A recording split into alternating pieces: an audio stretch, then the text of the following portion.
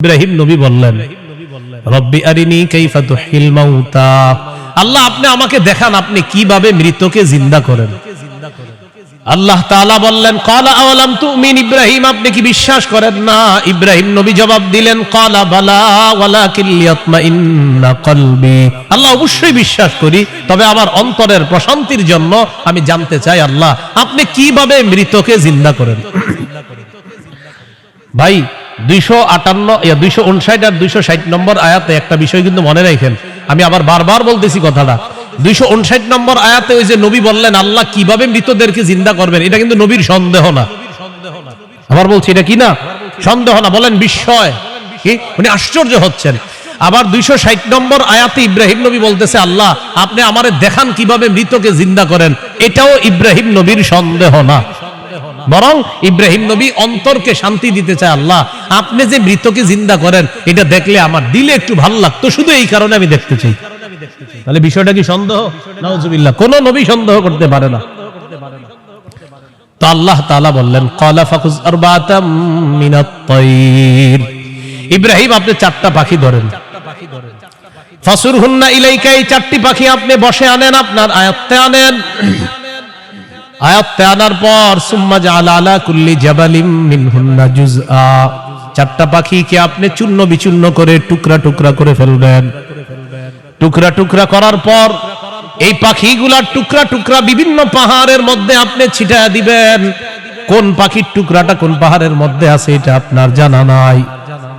এবার আপনি তাদের নাম ধরে আপনি ডাকবেন। আল্লাহ তাআলা বলেন আমার হুকুমে যেই যেই পাখির টুকরাগুলা যেই পাহাড়ের মধ্যে আছে ওই টুকরাগুলা আমি আল্লাহ প্রত্যেক পাহাড় থেকে আলাদা আলাদা করে একত্রিত করে অবিকল ওই পাখির মধ্যে প্রাণ সঞ্চার করে দিব। পাখি আপনার সামনে উঠতে উঠতে উপস্থিত হয়ে যাবে। নবীজি সাল্লাল্লাহু আলাইহি সাল্লাম বলেন, তানি আতিম মির রাব্বি فخيرني بين أن يدخل نصف أمتي الجنة وبين الشفاعة। নবী বলেন একজন ফেরেশতা আমার কাছে আসছে, আসার পর আমাকে 2টি বিষয়ের স্বাধীনতা দিয়েছে যে কোনো একটা গ্রহণ করার জন্য। ফেরেশতা আমাকে বলল, হাবিব আপনি যদি চান আপনার অর্ধেক উম্মত আপনি জান্নাতে নিতে পারবেন, আর যদি চান আপনি সুপারিশ করতে পারবেন, তবে 2টি গ্রহণ করা আপনার জন্য। এই সুযোগ আপনি পাবেন না, যে কোনো একটি গ্রহণ করতে হবে। হয়তো অর্ধেক উম্মত জান্নাতে নিবেন, না হয় আপনি সুপারিশ গ্রহণ করবেন। আমাদের নবী বলেন, ইখতারতুশ শাফাআ, আমি সুপারিশ করাটাই আল্লাহর থেকে গ্রহণ করে নিলাম। বলেন তবে, বলেন সবাই বলেন তবে। এই সুপারিশ শুধু তারাই পাবে যারা শিরিক করবে না। নবীজি বলেন, ওয়াহিয়া লিমান লা ইউশরিকু বিল্লাহি শাইআ, আমার সুপারিশ শুধু তারাই পাবে যারা আল্লাহর সাথে শিরিক করবে না, তারাই শুধু আমার সুপারিশ পাবে, অন্যরা কিন্তু আমার সুপারিশ পাবে না। সহিহ বুখারীর বর্ণনা 99 নম্বর হাদিসে আল্লাহর নবীর সাহাবী আবু হুরায়রা রাদিয়াল্লাহু তাআলা আন নবীকে প্রশ্ন করলেন, মান আসআদুন নাসি বিশাফাআতিকা ইয়াউমাল কিয়ামাতি ইয়া রাসূলুল্লাহ, হুজুর কিয়ামতের ময়দানে আপনার সুপারিশের মাধ্যমে কোন ব্যক্তি সবচেয়ে সৌভাগ্যবান হবে আমাকে একটু বলেন। নবীজি বললেন, আবু হুরায়রা আমি জানতাম তোমার আগে এই প্রশ্ন আমাকে কেউ করবে না। লিমা রাআইতু মিন হিরসিকা আলাল ইলম, ইলমের প্রতি তোমার যে আগ্রহ, বিদ্যার প্রতি তোমার যে আগ্রহ, আমি জানতাম তোমার আগে এই প্রশ্ন আমাকে কেউ করবে না, তুমি যে প্রশ্নটা করছো। তো যেহেতু তুমি প্রশ্নটা করেই ফেলছো, উত্তরটা নাও। আসাদুন নাসি বিশাফাআতি ইয়াউমাল কিয়ামাতি মান ক্বালা লা ইলাহা ইল্লাল্লাহ খালিসাম মিন কিবালি নাফসি, কোন ব্যক্তি যদি দিল থেকে বলে লা ইলাহা ইল্লাল্লাহ আর এই বিশ্বাস নিয়ে যদি মারা যায়, কিয়ামতের ময়দানে আমার সুপারিশের মাধ্যমে এই ব্যক্তি সবচাইতে সৌভাগ্যবান বান্দা হয়ে যাবে। কি শিখলাম বলেন? লা ইলাহা ইল্লাল্লাহ। তিরমিজির বর্ণনা 3592 নম্বর হাদিস قال رسول الله صلى الله عليه وسلم ما عبد قال لا إله إلا الله مخلصا قط إلا فتحت له أبواب السماء حتى تفزع إلى العرش নবীজি বলেন কোন বান্দা যদি একবার ইখলাসের সাথে লা ইলাহা ইল্লাল্লাহ পাঠ করে আল্লাহর আসমানের সবগুলা দরজা খুলে দেওয়া হয় তার লা ইলাহা ইল্লাল্লাহ যেন আরশ পর্যন্ত পৌঁছে যায়। তাওহীদের কয় শর্ত বুঝলেন? কয় শর্ত? এক নম্বর, আল্লাহ ছাড়া ইলাহ নাই এই বিশ্বাস নিয়ে মরতে হবে। দুই নম্বর, আল্লাহ ছাড়া কোনো ইলাহ নাই এই কথায় সামান্য সন্দেহ করা যাবে না। সূরা হুজুরাতের 15 নম্বর আয়াতে আল্লাহ বলেন ইন্নামাল মুমিনুনা আল্লাযীনা আমানু বিল্লাহি ওয়া রাসূলিহি সুম্মা লাম ইয়ারতাবু وجاهدوا بأموالهم وأنفسهم في سبيل الله أولئك هم الصادقون আল্লাহ তাআলা বলেন প্রকৃত ঈমানদার হলো তারা যারা আল্লাহকে বিশ্বাস করে রাসূলকে বিশ্বাস করে সামান্য সন্দেহ করে না ওয়াজাহাদু বিআমওয়ালিহিম ওয়া আনফুসিহিম ফি সাবিলিল্লাহ যারা নিজেদের জান-মাল নিয়ে আল্লাহর রাস্তায় লড়াই করে আল্লাহ বলেন উলাইকা হুমুস সাদিকুন আমি আল্লাহ তাদেরকে কোরআনে খাঁটি সত্যবাদী বলে ঘোষণা করলাম। এরা খাঁটি সত্যবাদী, আল্লাহকে বিশ্বাস করে রাসূলকে বিশ্বাস করে একটু সন্দেহ করে না। 3 নম্বর শর্ত লা ইলাহা ইল্লাল্লাহ আমি মুখে উচ্চারণ করলাম আল্লাহ ছাড়া কোনো ইলাহ নাই অন্তরেও বিশ্বাস করা। মুখে বললাম আল্লাহ ছাড়া কোনো ইলাহ নাই অন্তরে যদি ঝামেলা থাকে এটা হবে মুনাফিক মার্কা শয়তান, নেফাকি হবে। এটা কি হবে বলেন তো? সবাই বলেন কি হবে? নেফাকি হবে। মুখে বলতে হবে অন্তরেও স্বীকার করতে হবে। সূরাতুল ফাতহির 11 নম্বর আয়াতে আল্লাহ বলেন ইয়াকুলুনা বিআলসিনাতিহিম মা লাইসা ফি কুলুবিহিম তারা তাদের মুখ দিয়ে এমন কথা বলে যা তাদের অন্তরের কথা না। তাহলে বলেন তো তাওহীদের 3 নাম্বার শর্ত, মুখে বললাম একটা আর অন্তরে আরেকটা, শর্ত পূরণ হবে? মুখে যা বলবো অন্তরেও তা যদি হয় এটা 3 নাম্বার শর্ত পূরণ হবে। অন্তরে যদি ঈমান সরিষার দানা পরিমাণও হয় একদিন জান্নাতে যাবে। সহিহ বুখারীর 44 নম্বর হাদিস قال رسول الله صلى الله عليه وسلم يخرج من النار من قال لا إله إلا الله وفي قلبه وزن شعيرة من خير وفي قلبه وزن برة من خير وفي قلبه وزن ذرة من خير নবীজি বলেন কার অন্তরের মধ্যে যদি গম পরিমাণ জব পরিমাণ সরিষার দানা পরিমাণ ঈমান থাকে, গম পরিমাণ জব পরিমাণ সরিষার দানা পরিমাণ ঈমান, এই মানুষটা যদি বিভিন্ন অপরাধের কারণে জাহান্নামের সাজা ভোগ করতে হয়, জাহান্নামের সাজা ভোগ করার পর আমি নবী বলে দিলাম একদিন জাহান্নাম থেকে বের হয়ে ওই সরিষা পরিমাণ ঈমানের কারণে আল্লাহর জান্নাতে প্রবেশ করবে। খাঁটি ঈমান, বিশুদ্ধ ঈমান, এটার মধ্যে কোনো ঝামেলা করা যাবে না। আল্লাহ কথাগুলা বোঝার তৌফিক দান করেন। 4 নাম্বার শর্ত সবচেয়ে বেশি আল্লাহকে ভালোবাসা। বলেন কাকে ভালোবাসা? সবাই আমার সাথে বলেন সাধারণত বলেন আমরা 8টি জিনিসকে বেশি ভালোবাসি। 8 জিনিসের প্রতি আমাদের মহব্বত খুব বেশি। এই 8 জিনিসের চাইতেও আল্লাহকে রাসূলকে বেশি ভালোবাসতে হবে। কয় জিনিসের প্রতি টান আছে বেশি? 8 জিনিসের কথা আল্লাহ বলছে সূরা তাওবা 24 নম্বর আয়াত। আমি প্রথম আয়াতটা পড়ি, এরপর অনুবাদ করব, আমরা সবাই বলব। আল্লাহ তাআলা বলেন কুল ইন কানা আবাউকুম ওয়া আবনাউকুম وإخوانكم وأزواجكم وعشيرتكم وأموال اقترفتموها وتجارة تخشون كسادها ومساكن ترضونها أحب إليكم من الله ورسوله وجهاد في سبيله فتربصوا حتى يأتي الله بأمره কত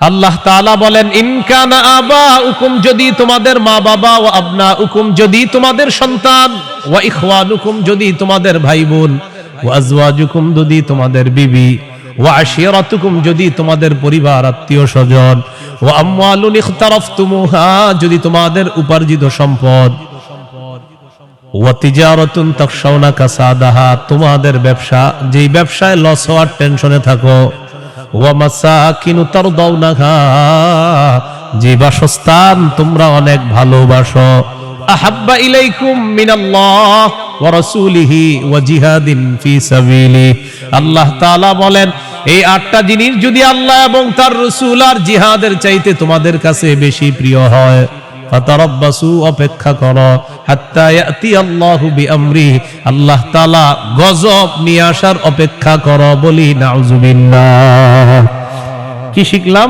এই আট জিনিসের প্রতি আমাদের মহব্বত আছে বেশি আল্লাহ বলেন এইগুলা যদি আল্লাহর চেয়ে বেশি মহব্বতের হয় নবীর চেয়ে বেশি মহব্বতের হয় জিহাদের চেয়ে বেশি মহব্বতের হয় তাহলে গজবের অপেক্ষা থাকো তাহলে কি শিখলাম এই আট জিনিসের চাইতে আল্লাহকে বেশি ভালোবাসা রাসূলকে বেশি ভালোবাসতে হবে আল্লাহ তৌফিক দান করেন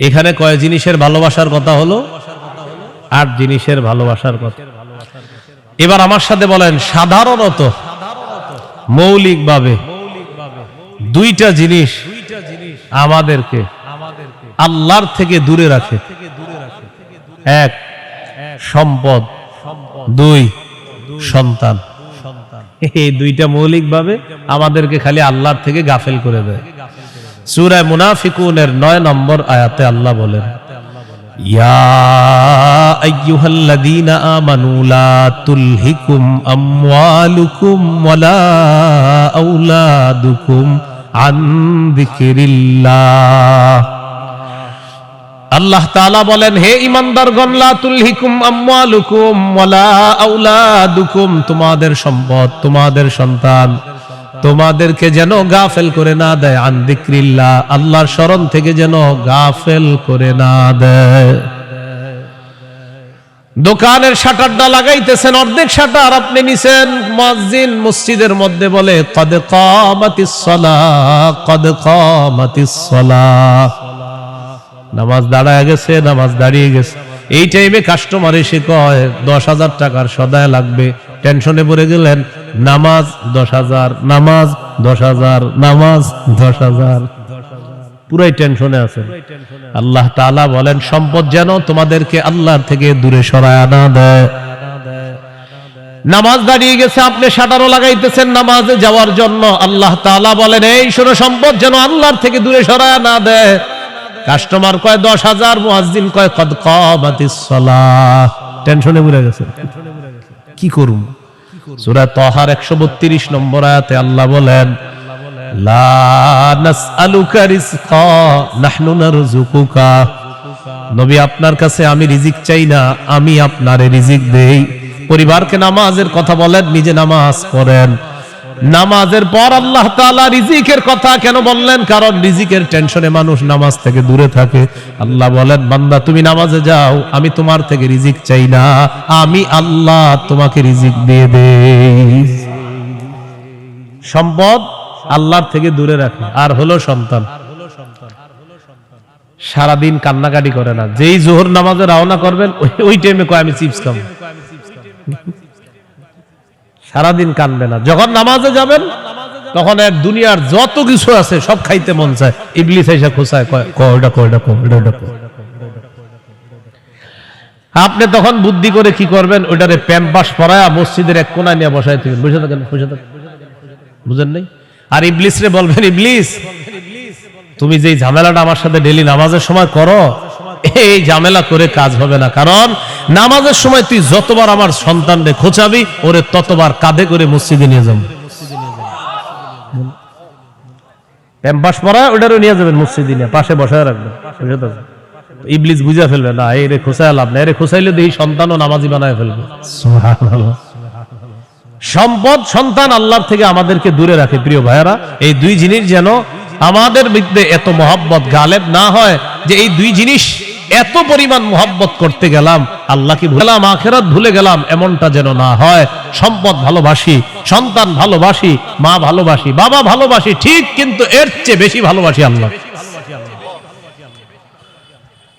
এই হলো আল্লাহকে সবচেয়ে। তাওহীদের কয় শর্ত? 4 নাম্বার। সবচেয়ে বেশি কাকে ভালোবাসা? আল্লাহকে, রাসূলকে সবচেয়ে বেশি ভালোবাসা, আল্লাহকে এরপর রাসূলকে সবচেয়ে বেশি ভালোবাসা। সহিহ বুখারীর বর্ণনা 16 নম্বর হাদিস। ক্বালা রাসূলুল্লাহ সাল্লাল্লাহু আলাইহি ওয়াসাল্লাম সালাসুন মান কুন্না ফীহি ওয়াজাদা হালাওয়াতাল ঈমান। নবীজি বলেন 3টা বৈশিষ্ট্য যদি কারো মধ্যে থাকে সে অন্তরের মধ্যে ঈমানের স্বাদ আস্বাদন করতে পারবে। 1 নাম্বার, ইয়াকুন আল্লাহু ওয়া রাসূলুহু আহাব্বা ইলাইহি মিম্মা সিওয়াহুমা। আল্লাহ, আল্লাহ রাসূল ছাড়া যত কিছু আছে সবকিছুর চাইতে আল্লাহ আর তার নবীকে বেশি ভালোবাসা। 2 নাম্বার, ওয়া আইয়ুহিব্বাল মারআ লা ইউহিব্বুহু ইল্লা লিল্লাহ। কোন মুসলমানকে শুধুমাত্র আল্লাহর জন্য ভালোবাসা। 3 নাম্বার, আইয়াকরাহা আইয়াউদা ফিল কুফরি কামা ইয়াকরাহু আইয়ুকযাফা ফিন্নার। আগুনের মধ্যে পুড়ে যাওয়া যেমন অপছন্দ, তেমনি ভাবে কুফরি করাটাও এমন অপছন্দ হওয়া। কোটি কোটি টাকা আপনার সামনে রাখা হলো আর বলা হলো আগুনে পুড়ে মারা যাও, আপনি তখন জবাব দিবেন আপনার কি মাথা খারাপ? আগুনে পুড়ে যদি আমি মারা যাই, তুই কোটি টাকা দিয়ে আমি করব কি? এবার আপনাকে বলা হলো কোটি কোটি টাকা দেওয়া হবে, তুমি কুফরি করো, আপনি জবাব দিবেন কোটি টাকার বিনিময়ে যেমন দুনিয়ার আগুনে পুড়তে চাই না, তেমনি ভাবে কোটি টাকার বিনিময়ে কুফরি করে জাহান্নামের আগুনেও পুড়তে চাই না। নবীজি বলেন কারো মধ্যে যদি এমন অনুভূতি থাকে আগুনে পুড়ে যাওয়া তার অপছন্দ, তেমনি ভাবে কুফরি করাটাও তার কাছে অপছন্দের, আল্লাহ তাআলা তার অন্তরের মধ্যে ঈমানের স্বাদ তৈরি করে দিবেন, ঈমানের স্বাদ দিবেন। তো এই 3টার মধ্যে একটা হলো আল্লাহকে বেশি ভালোবাসা। বলেন তো তাওহীদের কয় শর্ত? 1 নম্বর, আল্লাহ ছাড়া কোনো ইলাহ নাই, এই বিশ্বাস নিয়ে মৃত্যুবরণ করা। 2 নম্বর, আল্লাহ ছাড়া কোনো ইলাহ নাই, এটার মধ্যে একটুও সন্দেহ করা যাবে না। 3 নম্বর, আল্লাহ ছাড়া কোনো ইলাহ নাই, এটা মুখে বলা, অন্তরে স্বীকার করা, বিশ্বাস করা। 4 নম্বর, আল্লাহকে সবচেয়ে বেশি ভালোবাসা। এই 4 শর্ত পূরণ করে আমরা যেন কবরে যেতে পারি, আল্লাহ তাআলা তৌফিক দান করেন। এরপরে আল্লাহ বলেন ওয়াল্লাহু সামিউন আলিম, আল্লাহ সর্বশ্রোতা সর্বজ্ঞানী। এটা হলো সূরা বাকারার 256 নম্বর আয়াত। এখন আপনাদেরকে 56 নম্বর আয়াত থেকে জিজ্ঞাসা করতে চাই, একটা হলো তাগুতের দল আর একটা হলো আল্লাহর দল। দুনিয়াতে মৌলিকভাবে মানুষের দল 2টা, একটা হলো হিজবুল্লাহ আল্লাহর দল, আর একটা হিজবুশ শয়তান শয়তানের দল। এই 2 দল মৌলিকভাবে মানুষের মধ্যে সূরা মুজাদালায় 2 দলের কথা আছে। তো এই 2 দলের মধ্যে আমরা কার দলে থাকবো? আল্লাহর দলে না শয়তানের দলে? আল্লাহর দলে আমরা যারা থাকবো আল্লাহ আমাদের অভিভাবক হয়ে যাবে।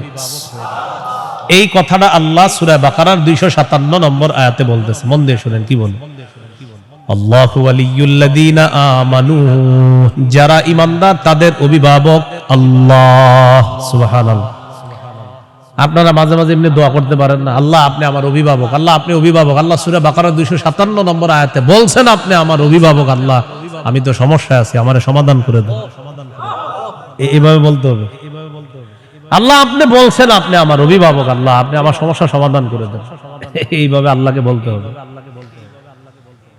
আল্লাহু ওয়ালিয়ুল্লাযীনা আমানু, আল্লাহ বলেন যারা ঈমানদার তাদের অভিভাবক হলেন আল্লাহ। ইউখরিজুহুম মিনাজ যুলুমাতি ইলান নূর, আল্লাহ তাআলা অভিভাবক ঈমানদারদেরকে অন্ধকার থেকে বের করে আলোর দিকে আল্লাহ তাআলা নিয়ে যায়। ওয়াল্লাযীনা কাফারু আউলিয়াউহুমুত তাগুত, আর যারা কাফের তাদের অভিভাবক হলো শয়তান। বলেন তো ইমানদারের অভিভাবক কে? কাফেরের অভিভাবক কে? উলাইকা আসহাবুন নারি হুম ফিহা খালিদুন। আল্লাহ বলেন যারা তাগুতের অনুসারী তারা চিরস্থায়ীভাবে জাহান্নামে থাকবে। বলি নাউযুবিল্লাহ। আলাম তারা ইলাল্লাযী হাজ্জা ইব্রাহিমা ফি রাব্বিহি আন আতাহুল্লাহুল মুলক إذ قال إبراهيم ربي الذي يحيي ويميت قال أنا أحيي وأميت قال إبراهيم فإن الله يأتي بالشمس من المشرق فأت بها من المغرب فبهت الذي كفر والله لا يهدي القوم الظالمين। নবী আপনি কি দেখেন নাই, ওই ব্যক্তির ব্যাপারে চিন্তা করেন নাই যে ব্যক্তি ইব্রাহিম নবীর সাথে তার রবের ব্যাপারে ঝগড়া করেছে? যেই রব তাকে রাজত্ব দান করেছে ওই রবের ব্যাপারে লোকটা ঝগড়া করেছে ইব্রাহিম নবীর সাথে। আল্লাহ তাআলা বলেন এই ব্যক্তি হলো বাবেল শহরের বাদশা নমরুদ। ইব্রাহিম নবীর সাথে ঝগড়া লাগছে, এই কারণে নমরুদকে আল্লাহ তাআলা রাজত্ব দান করছে। রাজত্ব পাওয়ার পর নমরুদ কয় আমি খোদা। ইব্রাহিম নবী বললেন আমার রব রব্বি আল্লাযী ইহয়ী ওয়া ইউমীত, আমার রব হলেন তিনি যিনি জীবন দেয়, যিনি মৃত্যু দান করেন। নমরুদ পাল্টা জবাব দিয়ে বলে ক্বালা আনা উহয়ী ওয়া উমীত, আমিও তো জীবন দেই আমিও তো মৃত্যু দেই। নাউযুবিল্লাহ। ইব্রাহিম নবী বললেন রব তিনি যিনি জীবন দেয় মৃত্যু দেয়। নমরুদ কথা আমিও তো জীবন দেই মৃত্যু দেই। ইব্রাহিম নবী তাহলে কি করতে হবে? আমারও রব মানো, কারণ আমিও জীবন দিই মৃত্যু দিই। ইব্রাহিম নবী বললেন কিভাবে? জেলখানা থেকে দুইজন আসামি ধরে আনছে, একজনকে মেরে ফেলছে আর একজনকে ছেড়ে দিছে। মারার পর বলে এই যে দেখো আমি মৃত্যু দিলাম, ছেড়ে দেওয়ার পর বলে এই যে দেখো আমি জীবন দিলাম। নাউযুবিল্লাহ। কি ইন্টারন্যাশনাল পদ্ধতির জীবন মৃত্যু! হ্যাঁ, দুইজনকে ধরে আনছে, একটাকে হত্যা করছে আর একটাকে ছেড়ে দিছে। হত্যা করার পর বলে দেখো জীবন দিলাম মৃত্যু দিলাম। জীবন দিলাম কিভাবে? আরেকটাকে ছেড়ে দিছে।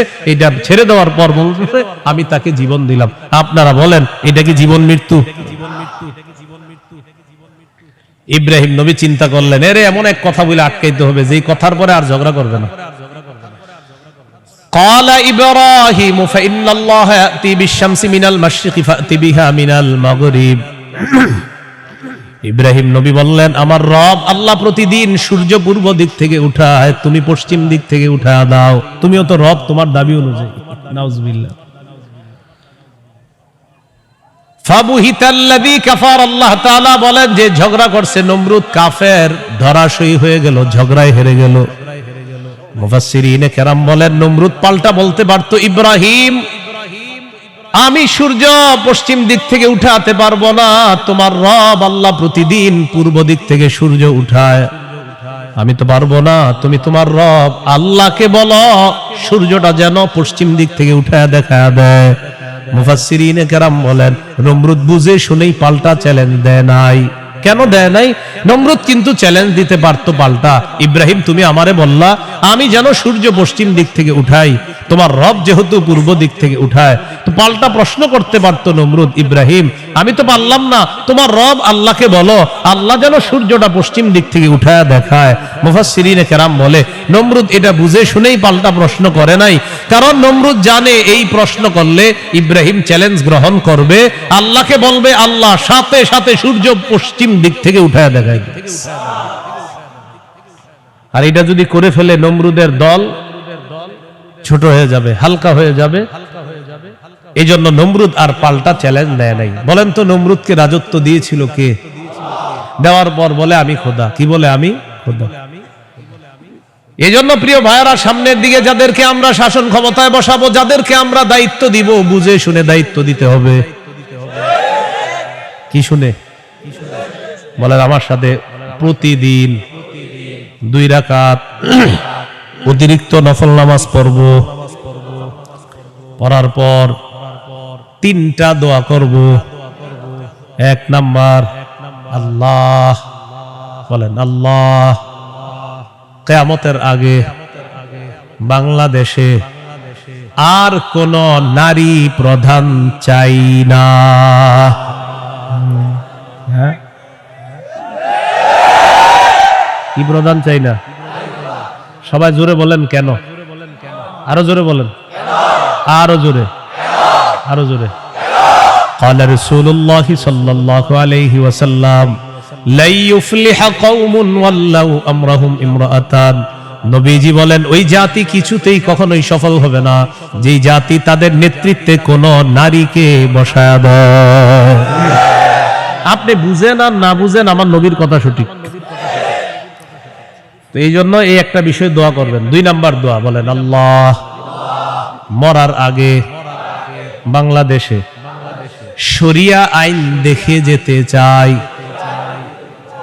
কি আইন? দেয়ালে দেয়ালে লিখে দিবেন, শরিয়া আইন চায় না তারা, বলেন, কোন না কোন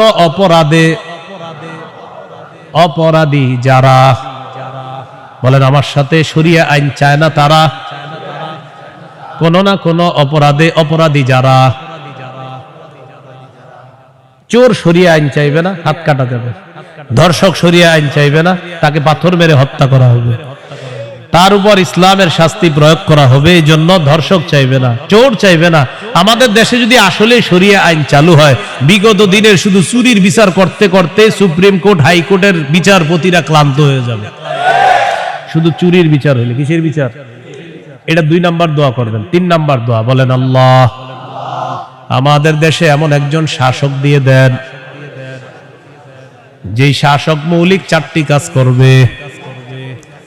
1 নাম্বার নামাজ কায়েম করবে, 2 নাম্বার যাকাত প্রতিষ্ঠিত করবে, 3 নাম্বার সৎ কাজের আদেশ করবে, 4 নাম্বার অসৎ কাজের নিষেধ করবে। সবাই বলেন দলিল, বলেন দলিল। সূরা হজ 41 নম্বর আয়াত। কোন সূরা? কত নম্বর আয়াত? এই আয়াতে আল্লাহ বলেন, আল্লাযীনা ইম্মাক্কান্নাহুম ফিল আরদি আকামুস সালাহ ওয়া আতাউয যাকাতা ওয়া আমারু বিল মারুফি ওয়া নাহাউ আনিল মুনকার। আল্লাহ তাআলা বলেন, আমি যাদেরকে দুনিয়ার শাসন ক্ষমতায় বসাই তাদের মৌলিক কাজ হবে 4টা। 1 নাম্বার আকামুস সালাহ, তারা রাষ্ট্রীয়ভাবে নামাজ কায়েম করতে হবে। রাষ্ট্রের প্রত্যেকটা নাগরিক যেন নামাজ পড়ে এই দায়িত্ব পালন করতে হবে। 2 নাম্বার ওয়া আতাউয যাকাত, যাকাতের বিধান রাষ্ট্রীয়ভাবে চালু করতে হবে। আমাদের দেশে যদি রাষ্ট্রীয়ভাবে যাকাতের বিধান চালু হয়ে যায় আর সব ধনীরা যদি 1 বছর যাকাত আদায় করে, কয় বছর? ওই বছর সুদ বলবে, যাকাত তুমি ভালো থেকো, আমি সুদ বিদায় নেই। কয় বছর? 1 বছর যদি যাকাত যারা দেয়, এরা যদি দেয়, সুদ বলবে, যাকাত তুমি থাকো, আমি চলে যাই, কারণ আমার আর থাকার জায়গা নাই। বলেন আমার সাথে, সুদে ফকির আরো ফকির হয়, যাকাতে ফকির আরো ধনী হয়। দলিল ইবনে মাজাহ 2279 নম্বর হাদিস। আবার বলেন, বলেন, সুদে ফকির আরো ফকির হয়, যাকাতে ফকির ধনী হয়। বলেন আমাদের এই রাষ্ট্র সুদ ভিত্তিক হওয়ার কারণে এখন আমরা সবাই মোটামুটি ভিক্ষুক।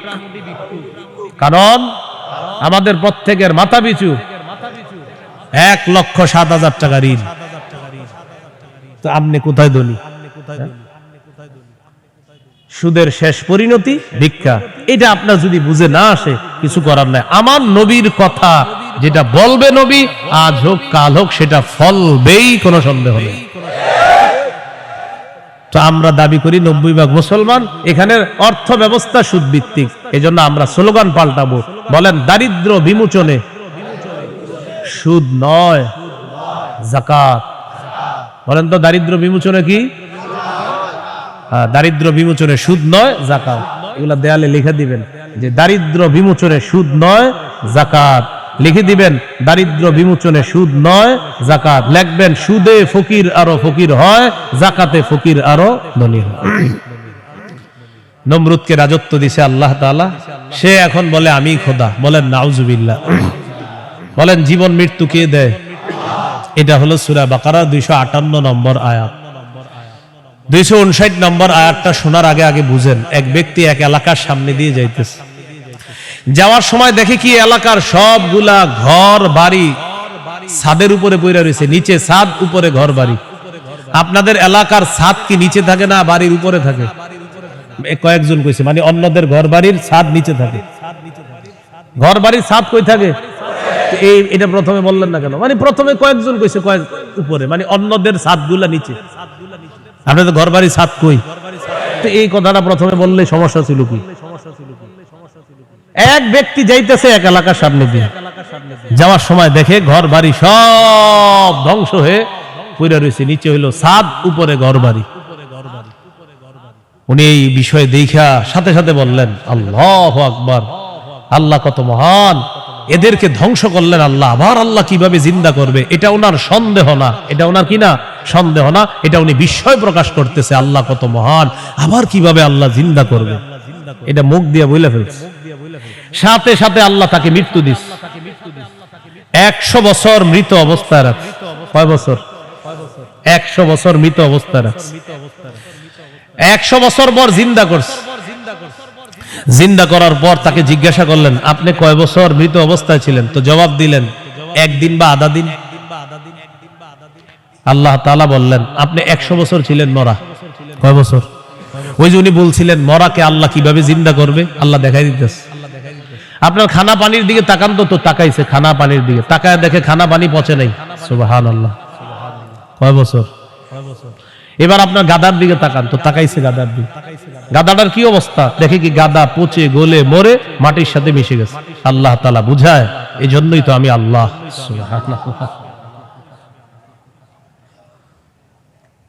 এবার আল্লাহ তাআলা বললেন দেখেন গাদার অস্থিগুলা মাটির সাথে মিশে গেছে, আমি এগুলারে উঠাই।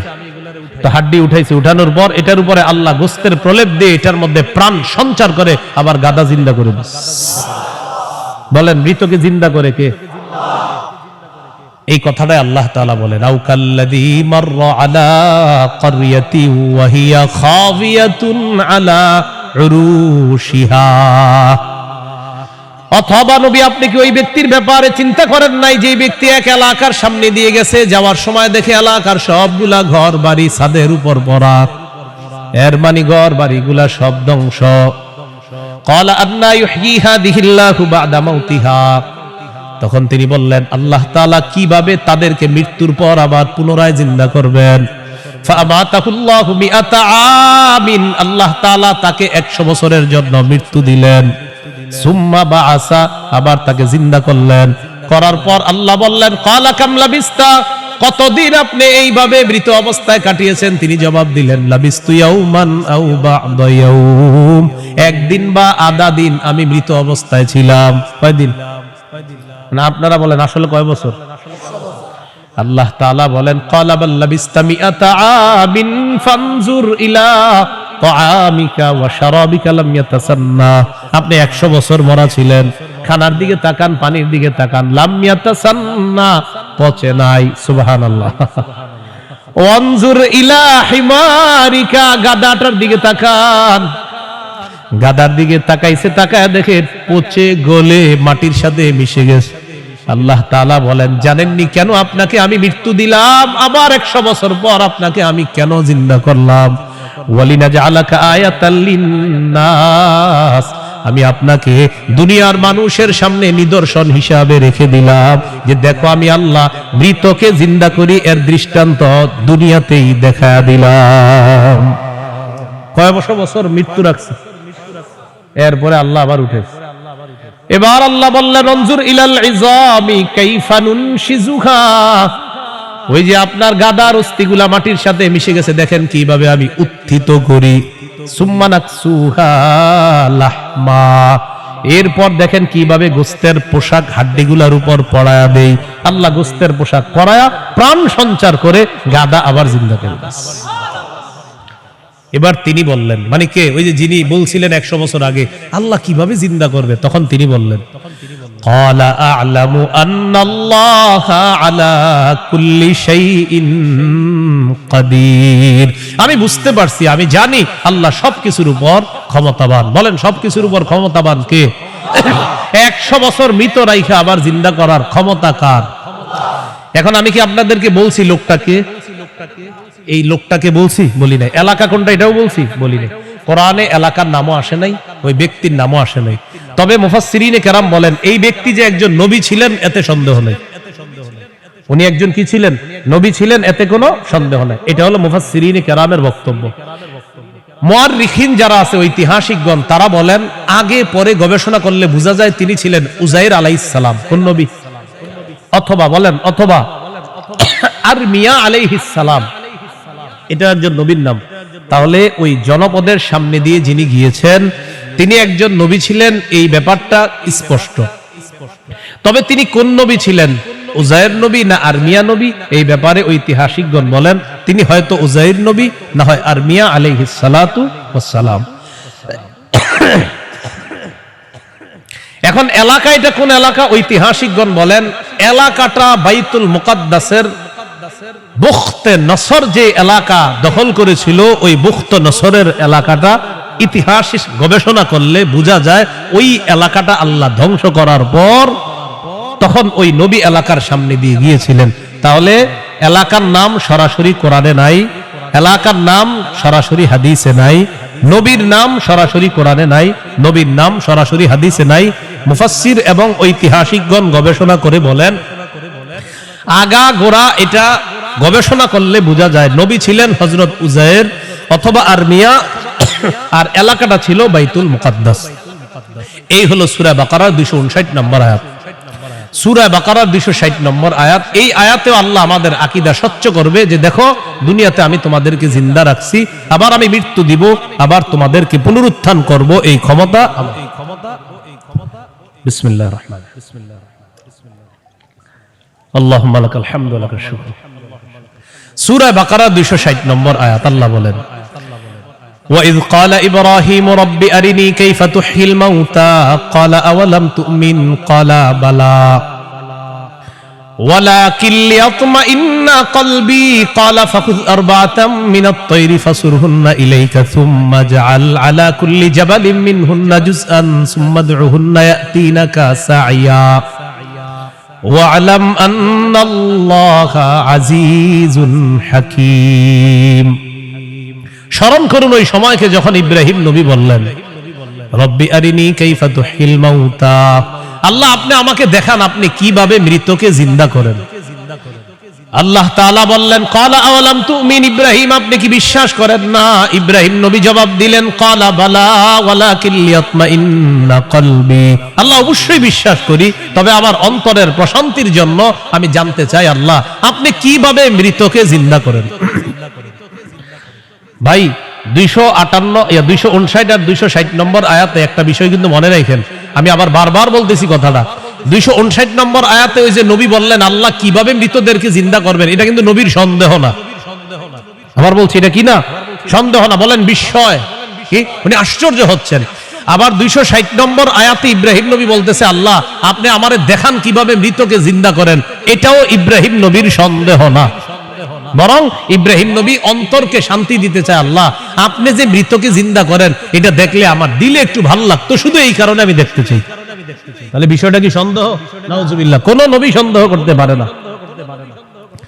তো আল্লাহ তাআলা বললেন ক্বালা ফাকুজ আরবাতাম মিনাত তাইর, ইব্রাহিম আপনি 4টা পাখি ধরেন, ফাসুরহুন্না ইলাইকা, এই 4টি পাখি আপনি বসে আনেন, আপনার আয়াতে আনেন। আয়াতে আনার পর সুম্মা জাআলা আলা কুল্লি জাবালিম মিনহুন্না জুজআ, 4টা পাখিকে আপনি চূর্ণ বিচূর্ণ করে টুকরা টুকরা করে ফেলবেন। টুকরা টুকরা করার পর এই পাখিগুলার টুকরা টুকরা বিভিন্ন পাহাড়ের মধ্যে আপনি ছিটায় দিবেন। কোন পাখির টুকরাটা কোন পাহাড়ের মধ্যে আছে এটা আপনার জানা নাই। এবার আপনি তাদের নাম ধরে আপনি ডাকবেন। আল্লাহ তাআলা বলেন আমার হুকুমে যেই যেই পাখির টুকরাগুলা যেই পাহাড়ের মধ্যে আছে ওই টুকরাগুলা আমি আল্লাহ প্রত্যেক পাহাড় থেকে আলাদা আলাদা করে একত্রিত করে অবিকল ওই পাখির মধ্যে প্রাণ সঞ্চার করে দিব। পাখি আপনার সামনে উঠতে উঠতে উপস্থিত হয়ে যাবে। তো আল্লাহ বলেন ফাসুরহুন্না ইলাইকা, এটা আপনি বসে আনেন, আয়াতটা আনেন, সুম্মা জাআল আলা কুল্লি জাবালিম মিনহুন্না জুজআ, এগুলারে টুকরা টুকরা করে আপনি পুরা সব একসাথে করে ফেলবেন। এখন বলেন তো, চার পাখি একসাথে টুকরা টুকরা করলে কোন পাখির টুকরা কোথায় আছে এটা কি বলা যাবে? ইব্রাহিম নবীকে বললেন আলাদা আলাদা পাহাড়ের মধ্যে রেখে দেন, রাখার পর এবার আপনি ডাক দিবেন, ডাক দেওয়ার পর দেখবেন ওই আলাদা টুকরাগুলা একত্রিত হয়ে যেই যেই পাখির টুকরা আমি আল্লাহর হুকুমে ওই পাখির শরীরে যাবে, আমি প্রাণ সঞ্চার করে দিব, পাখি আপনার সামনে উঠতে উঠতে উপস্থিত হয়ে যাবে। শেষে আল্লাহ বলেন ওয়ালাম, জেনে রাখেন, আল্লাহ আজিজুল হাকিম, আল্লাহ মহাপরাক্রমশালী, আল্লাহ মহাপ্রজ্ঞাময়। তিনটি বিষয়। এক নাম্বার বলেন আল্লাহর কাছে মনোনীত ধর্মের নাম কি? ইসলাম। ইসলামের দাওয়াত অন্যের সামনে দেওয়া যাবে কিনা? যাবে। ইসলাম গ্রহণে কাউকে কি জোর করা যাবে? আচ্ছা। দুই নম্বর, মৌলিকভাবে মানুষের দল কয়টা? দুইটা। একটা কার দল? আল্লাহর দল। আর একটা কার দল? শয়তান। ইমানদারের অভিভাবক কে? কাফেরদের অভিভাবক কে? শয়তান। তিন নম্বর, আমাদেরকে দুনিয়াতে জীবিত রাখছে কে? মৃত্যু দিবে কে? মৃত্যুর পর আবার জিন্দা করবেন কে? এই তিনটি বিষয় সূরা বাকারার 256 থেকে 260 নম্বর আয়াত পর্যন্ত আমরা জানলাম। আল্লাহ ছাড়া কোনো ইলাহ নাই, এই বিশ্বাস নিয়ে মরা। দুই নম্বর, আল্লাহ ছাড়া কোনো ইলাহ নাই, সন্দেহ করা যাবে না। তিন নম্বর, আল্লাহ ছাড়া কোনো ইলাহ নাই, এটা মুখে বলা, অন্তরে বিশ্বাস করা। চার নম্বর, আল্লাহ ছাড়া কোনো ইলাহ নাই, এই কথা তখন প্রমাণ হবে যদি আমি সবচেয়ে বেশি আল্লাহকে ভালোবাসি।